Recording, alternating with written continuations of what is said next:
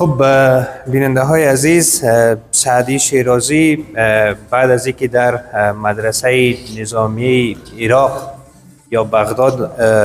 درس خود را به پایان میرسانه،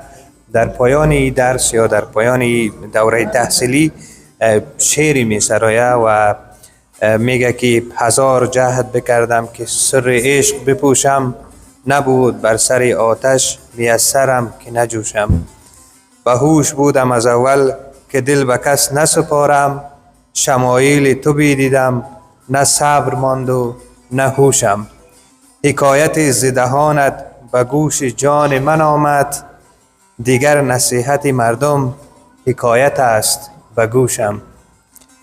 مگر تو روی بپوشی و فتنه باز نشانی، مگر تو روی بپوشی و فتنه باز نشانی، که من قرار ندارم